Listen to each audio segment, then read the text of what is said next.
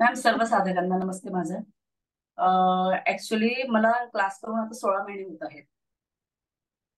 वय माझं हम्म. आहे आता 49. आणि ओके. आता अमोल सरांनी सांगितलं मॅम की याची खरंच मानसिक स्थिरता येते मला तर.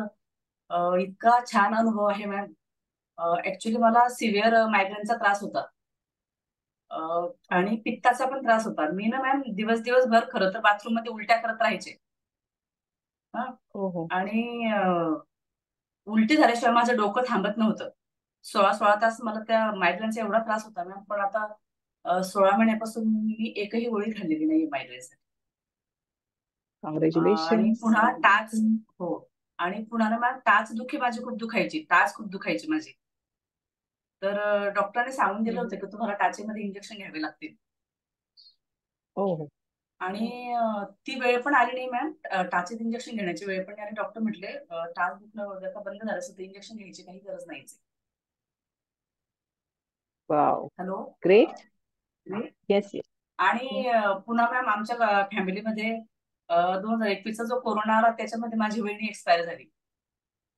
हो. आणि भावाची मिसेस आणि त्याच्यामध्ये छोटं बाळ होतं मॅम 2.5 महिन्याचं. आणि हो हो. वहिनी नागपूरला येऊनच एक्सपायर झाली इथे माझ्याकडेच. तर हो त्या हो. बाळाला कोण सांभाळणार? त्या बाळाला ऍक्च्युली मी सांभाळलं मॅम. नंतर ती आता 3 वर्षाची आहे. पण त्या बाळाला सांभाळताना पण मला म्हणजे विशेष काहीच त्रास झाला नाही मॅम. खरं तर योग साधल्यामुळे शक्य झालेलं आहे. आधी मला झोप लागायची नाही. मला चिडचिड व्हायची खूप. ते बाळ आता छोटं बाळ किती त्रास देत असेल मॅम. 2-2.5 महिन्याचं बाळ आणि ते आपण हो 45 ते हो. 46 वर्षामध्ये त्याला सांभाळणं म्हणजे कठीण असतं. 20-25चा काळ वेगळा असतो बाळाला सांभाळण्याचा. हो. हो. नक्कीच. पण नक्कीच. हा. म्हणजे ते आपण इझिली करू शकतो मॅम सगळ्या गोष्टी. त्याला दूध पाजणं, त्याचं शिसू करणं.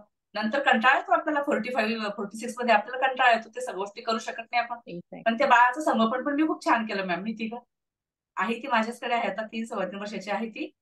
आणि ती पण एकदम छान. आम्ही ऍक्च्युली मला इतकं शांत वाटतं मॅम. आता 16 महिने झाले तरी पण मला एक पण महिना असं वाटला नाही की मी हा क्लास बंद करावा. एखादा महिना मी क्लास बंद करून बघावा. पण नाही. एक दिवस नाही. आधी मी 7ची बॅच करायची वैशाली मॅडमची. पण आता त्या बाळाला हम्म. पण शाळेत घातलेलं आहे मॅम. तिची 8:30ला शाळा असते मग. हम्म. त्याच्यामुळे तिची पण तयारी करावी लागते. ओके. त्याच्यामुळे आता मी राईट. 5:30ची बॅच केली आहे. आणि मॅम वाव, तुम्ही ग्रेट. पण खूप खूप छान छान. शिकवतात. मनोज सरही खूप छान शिकवायचे. छान शिकवतातच. आणि वैशाली मॅडम पण खूप मला तिघही सर खूप तिघही शिक्षक मला खूप आवडतात